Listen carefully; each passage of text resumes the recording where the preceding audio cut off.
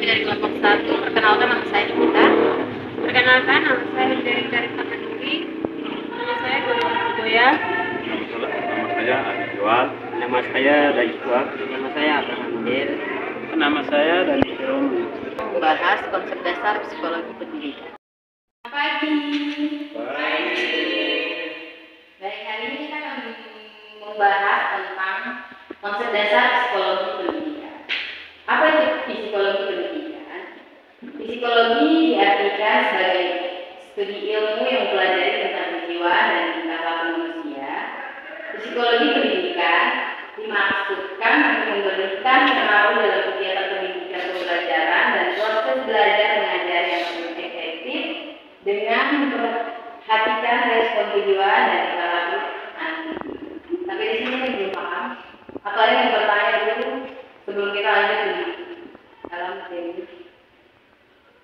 Ada. Terima kasih. Pendidikan kesempatan buat kami.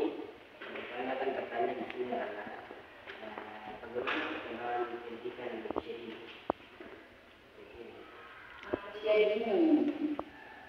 Oke, baik, saya akan menjawab pertanyaan dari Abraham. Pendidikan manusia ini adalah jenjang pendidikan sebelum jenjang pendidikan dasar yang merupakan suatu upaya pembinaan yang ditujukan bagi anak sejak lahir sampai dengan usia 6 tahun yang dilakukan melalui pemberian rangsangan pendidikan untuk membantu pertumbuhan dan perkembangan jasmani dan rohani. Sampai di sini ada yang mau bertanya? Apa ada lagi yang punya pertanyaan lain selain ini? Oke, baik. Saya mau bertanya sini tentang Buat dulu suara.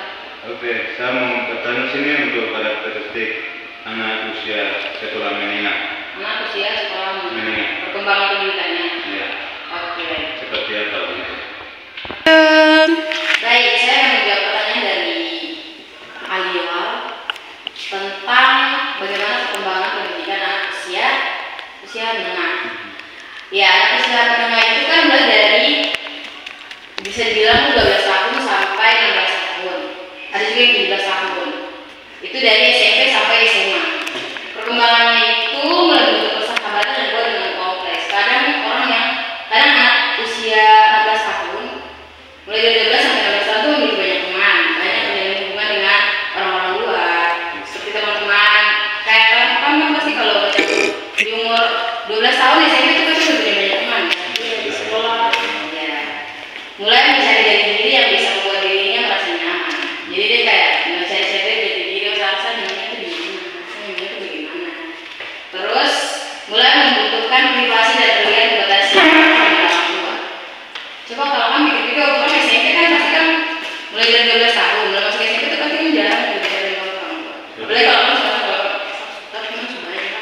apalagi ada yang suruh nama cinta, itu kan pasti mulai kayak jarang bicara dengan orang tua.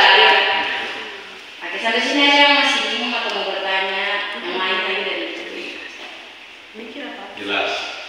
Oke, ada jelas. Ada yang mau bertanya? Saya mau bertanya, Ya.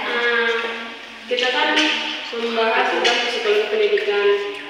Psikologi pendidikan kan mempelajari tentang kejiwaan. Nah, dari yang saya mau bertanya di sini, apakah karakteristik peserta didik bisa berubah atau tidak? Apakah karakteristik Apakah dapat berubah? Iya, karakter peserta didik itu dapat berubah atau tidak? Oke, baik. Tidak. Baik, saya akan menjawab pertanyaan dari Dorina. Apakah karakter dapat diubah? Karakter itu tidak dapat diubah, tapi bisa dibentuk. Kalau sifat itu bisa diubah. Watak atau karakter atau akhlak seseorang tidak mudah diubah. Tidak mudah diubah, berarti dapat dibentuk.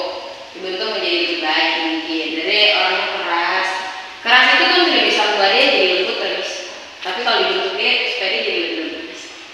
Nah, seseorang yang memiliki watak pengarah, bakhil, jaim, sombong, pendendam, suka berbohong dan lain-lain tidak akan mudah berubah. Misalnya menjadi sabar, ikhlas, rendah hati, pemaaf dan semacamnya. Ada lagi yang bertanya selain itu?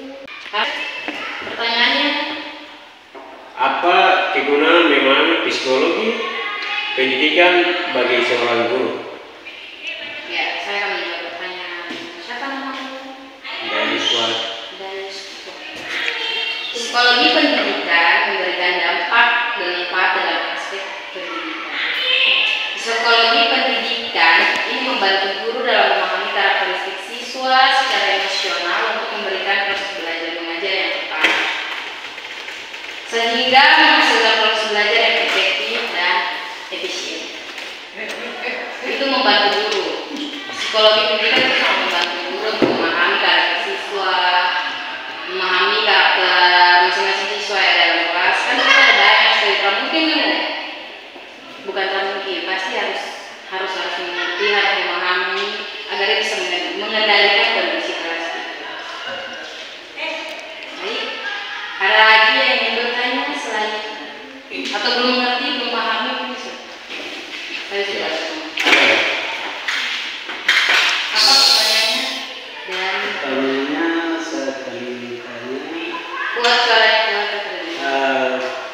karakter masa orang dewasanya seperti apa? Bagaimana karakter? Karakter orang dewasa. Bagaimana karakter? Ini seperti apa? Saya akan menjawab pertanyaan dari Dani. Jadi Dani ini karakter orang dewasa itu tidak ada. Karakter seseorang itu sudah dimulai dari kecil. Kalau sifat orang dewasa ada. Sifat orang dewasa itu semacam, kalau orang sudah dewasa itu dia bertanggung jawab, mampu berpikir terbuka dan membuat keputusan dengan baik. Jadi dia berpikir itu sebelum dia melakukan sesuatu itu dia sudah berpikir. Itu karakter orang yang bukan karakter, sifat orang yang sudah dewasa. Nah ada juga anak kecil tapi sudah berpikiran dewasa. Bukan pikiran dewasa dalam arti yang, tapi berpikiran dewasa itu ada juga yang ada kecil cuman dia sudah berpikir, kepikiran itu sudah luas. Luas, dapat mengerti, dapat memahami, dapat menghargai. Itu orang karakter orang atau sifat orang yang sudah bukan karakter. Oke.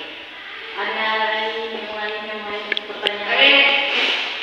Ini kan kita Biar 8 menit. psikologi pendidikan yang jadi pertanyaan saya, apakah perilaku atau karakter orang berpendidikan dengan orang yang tidak berpendidikan itu sama atau berbeda? Apakah karakter orang berpendidikan dan orang tidak berpendidikan itu sama?